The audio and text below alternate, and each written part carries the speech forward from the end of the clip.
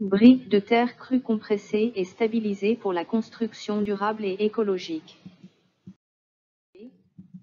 Dans un contexte de lutte contre le réchauffement climatique, le développement de la construction en terre crue est une véritable alternative en vue de la réduction de la part d'émissions de gaz carbonique, CO2, du secteur du bâtiment.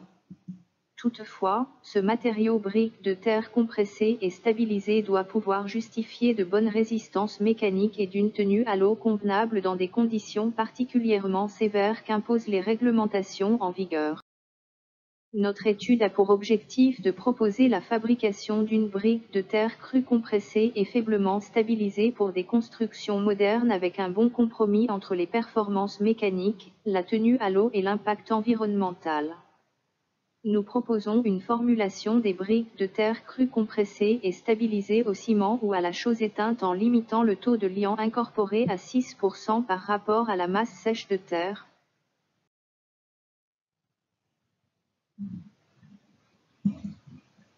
Des essais réalisés sur 120 échantillons en terre crue en appliquant la méthodologie des plans d'expérience ont permis d'identifier l'efficacité de stabilisation de chaque type de liant ainsi que l'effet du taux de stabilisation sur la compacité et durabilité de la brique.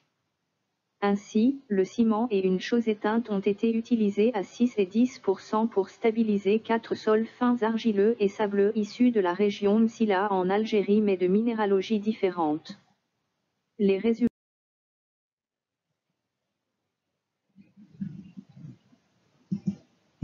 Les résultats sur les résistances à la compression et la tenue à l'eau ont montré que la cure humide est indispensable pour garantir l'efficacité des liants minéraux.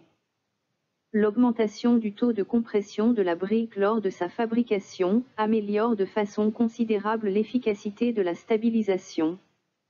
La nature du sol à stabiliser a aussi son importance, les résistances à la compression à l'état sec dépendent de chaque type de sol et de ses constituants, essentiellement de kaolinite et l'amont morilonite et de chlorite. Pour la tenue à l'eau, résistance à la compression humide, et la durabilité, perte de masse par l'essai des cycles mouillage-séchage, elle dépend essentiellement du type et du taux de stabilisation et du mode de cure.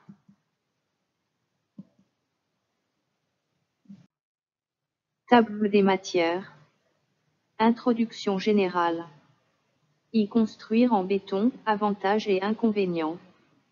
2. La terre peut-elle concurrencer du béton? 3. Généralités sur la construction en terre crue. 1. Les intérêts de la construction en terre crue. Introduction générale. Construire en béton. Avantages et inconvénients. Le secteur du bâtiment a connu une forte croissance. La pression démographique en milieu urbain s'accompagne d'une demande forte de logements. Sur le plan économique, ceci est plutôt une aubaine pour les professionnels du bâtiment qui voient leur chiffre d'affaires croître au fil des ans. En Algérie, le secteur du bâtiment a connu une forte croissance. Le besoin de reconstruction rapide a conduit à l'adoption des matériaux comme l'acier et surtout le béton ou la combinaison des deux, béton armé, dont les propriétés se sont très bien prêtées aux attentes des anciennes époques. Le béton, un matériau de référence de la construction.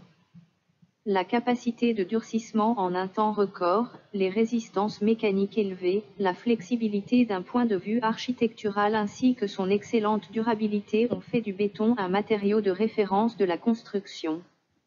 Ainsi, le matériau béton est consommé dans quasiment tous les recoins du globe reléguant au second plan des siècles de savoir-faire sur les matériaux locaux, bois, pierre, terre crue. La formation des acteurs de la construction, architectes, ingénieurs, les normes et prescriptions de la construction sont aussi essentiellement basées sur les performances et les propriétés de ce matériau béton. On estime qu'avec près de 10 milliards de tonnes chaque année, le béton est le matériau le plus utilisé dans le monde. Cette importante consommation de béton s'accompagne d'une forte demande en ciment qui en est le constituant essentiel. On estime la consommation mondiale de ciment à près de 6 milliards de tonnes dont environ 50% reviennent aux pays en voie de développement et note une baisse de la demande dans les pays développés au profit des pays en voie de développement. Ceci traduit le fait que, dans les prochaines décennies, les pays en voie de développement feront face à un défi croissant en matière de construction, notamment de logements à cause de leur croissance démographique, et les auteurs envisagent le béton comme le principal matériau qu'utiliseront ces pays pour répondre à ce défi. Cependant, la prise de conscience des conséquences de l'activité de l'homme sur le réchauffement climatique amène à re-questionner tout le modèle de croissance des industries dont le secteur du bâtiment. En effet, on estime à 9 à 10% la part de la production de ciment dans l'émission globale de CO2, ce qui représenterait 74 à 81% de l'émission de CO2 du béton. À cela s'ajoute désormais un épuisement noté de certains constituants de base du béton, en l'occurrence le sable dit constructible.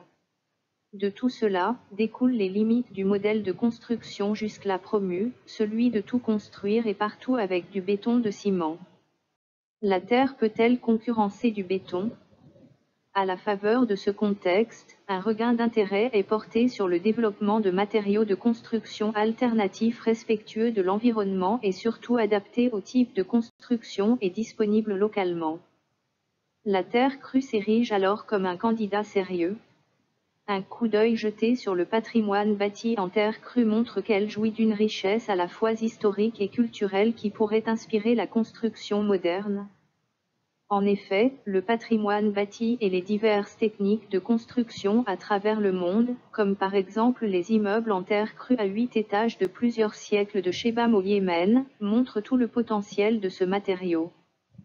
Les arguments majeurs de la reconsidération de ce matériau de construction, après près d'un siècle d'abandon dans les pays développés au profit des matériaux cimentaires, sont ses avantages écologiques et socio-économiques ainsi que ses propriétés hygroscopiques. D'abord, la spécificité de la terre crue par opposition à la terre cuite est qu'elle nécessite très peu de transformation, il s'agit d'un mélange de bases de terre plus ou moins argileuses avec de l'eau et séchée au soleil. L'agglomération des blocs et leur résistance tient de la cohésion de la fraction argileuse qui joue le rôle de liant naturel. Plusieurs modes de fabrication ont été développés au fil des âges, l'adobe, le pisé, la bauge, le tourquis et plus récemment les briques de terre comprimées, BTC, ou extrudées, et la terre coulée, béton de terre. La terre utilisable pour la construction est très répandue dans le monde à cause de son mode de formation géologique qui est la dégradation des roches-mères. Ceci la rend disponible presque partout et donc accessible aux populations aux revenus modestes. Généralité sur la construction en terre crue. Les intérêts de la construction en terre crue. On peut dénombrer 5 avantages principaux de la construction en terre crue. Sur le plan socio-économique, l'un des premiers avantages de ce type de construction est le fait que le matériau de base soit largement disponible et le plus souvent immédiatement à la portée des utilisateurs. Le patrimoine bâti ancien et les vestiges archéologiques en sont les témoins intemporels. Grâce à sa large disponibilité, le matériau terre crue se retrouve dans la culture constructive de diverses régions du monde.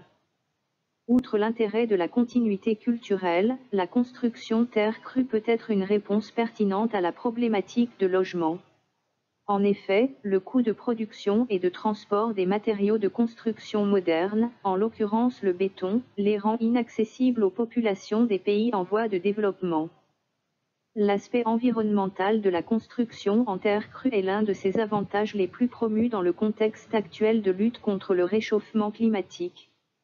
Le matériau terre crue a un impact environnemental qui repose essentiellement sur l'énergie nécessaire à son extraction, à son transport et à sa mise en œuvre pour ses formes les plus industrielles. L'impact environnemental lié au transport est d'autant limité de par le principe que le matériau est disponible à proximité du site de construction. Très peu transformé, il est également recyclable quasiment à l'infini.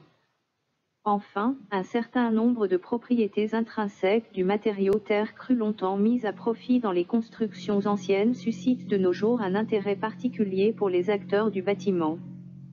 Grâce à ses capacités hygroscopiques, le matériau terre crue est capable de réguler naturellement l'humidité de l'air et par suite la température à l'intérieur du bâtiment. D'abord, l'ajustement naturel de l'humidité intérieure limite les risques de pathologies liées à une condensation prolongée telles que l'apparition de moisissures et de maladies respiratoires pour les habitants. Aussi, l'inertie thermique qui en découle permettrait de réduire les coûts énergétiques de chauffage et de climatisation des maisons selon le climat de la région. Les techniques de construction. Il existe diverses techniques de construction en terre crue. Dans certains cas, la terre est amendée de fibres essentiellement végétales pour limiter les fissurations de retrait ou augmenter ses propriétés isolantes. Les techniques les plus connues sont les suivantes.